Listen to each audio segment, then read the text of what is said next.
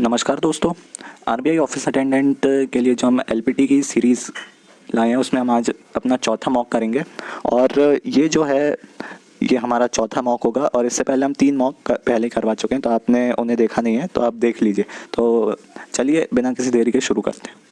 तो दोस्तों आज हम लेटर राइटिंग करेंगे हिंदी में, जो ऑफिशियल काम के लिए बहुत इंपॉर्टेंट होता है और ये भी आपसे पूछा जा सकता है। तो चलिए आइए शुरू करते हैं।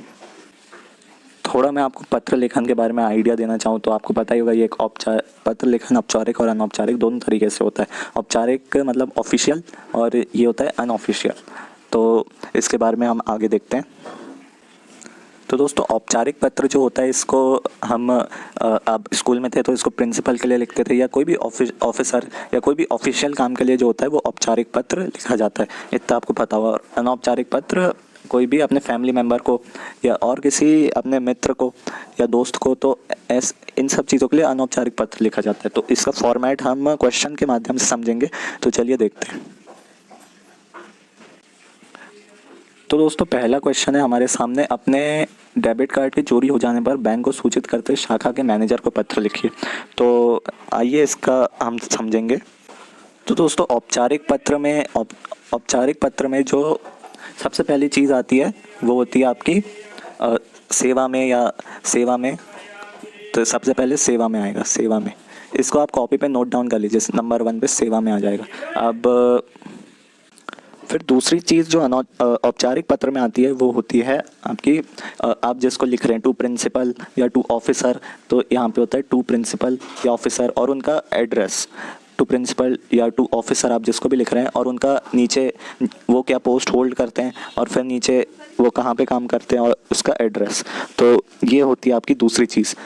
तो इस क्वेश्चन के हिसाब से आप यहाँ पे लिख सकते हैं टू ब्रांच मैनेजर, देना बैंक या और कोई सा बैंक आपको जो मन में आए, और फिर उसकी जो शाखा है वो उसका एड्रेस और उसका पिन कोड। तो ये आ जाएगा आपका सेकंड स्टेप में।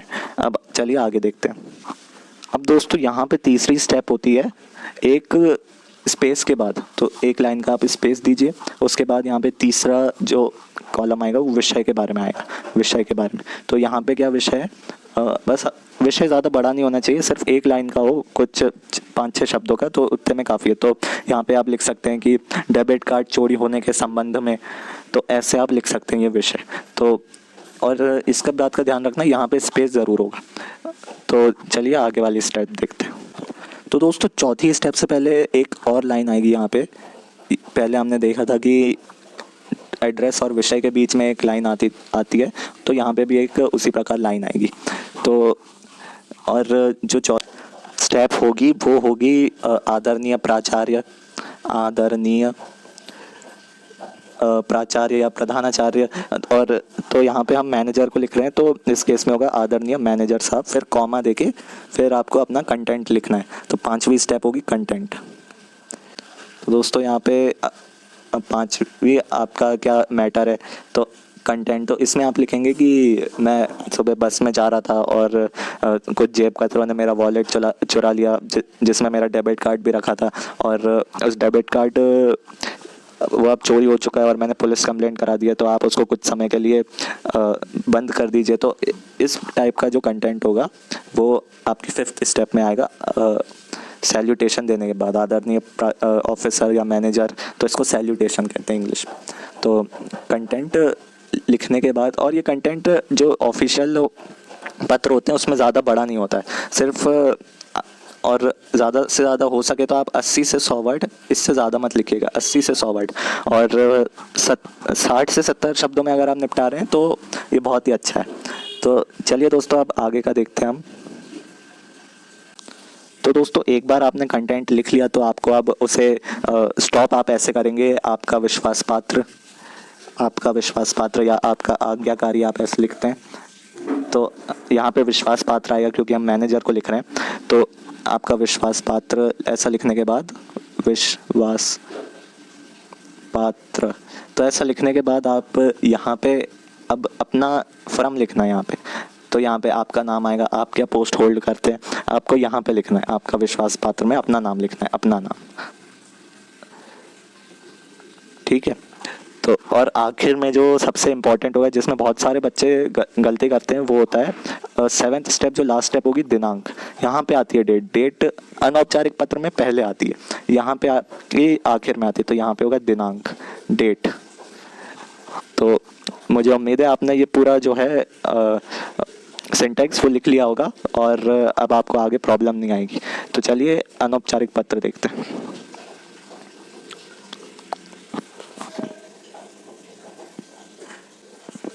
तो दोस्तों ये आपका होमवर्क है।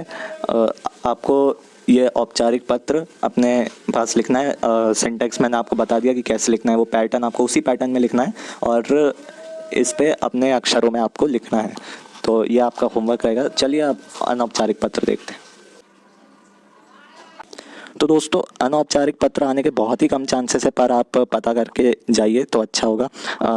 तो पहला स्टेप अनौपचारिक पत्र में होता है अपना पता। यहाँ पे आपको अपना पता लिखना है। औपचारिक पत्र में हमने देखा कि अपना पता आखिरी में आता है, पर यहाँ पे जो है फर्स्ट नंबर पे होगा अपना पता, फ्रॉम। तो ये है इसकी पहली स्टेप। फिर यहाँ पे आप कुछ लाइन में अपना पता लिख दीजिए। फिर सेकंड आता है आपका दिनांक। यहाँ इन सब के बीच में एक स्पेस है, एक लाइन का स्पेस है, इस बात का आप ध्यान रखिएगा। तो सेकंड चीज़ जो होती है अनौपचारिक पत्र में, वो होती है दिनांक, डेट। यहाँ भी पहले आती है, हमने देखा औपचारिक पत्र में आखिरी में आती है, पर अनौपचारिक में पहले आ जाती है। तो ये 2 स्टेप हैं। फिर आगे वाली स्टेप देखते हैं।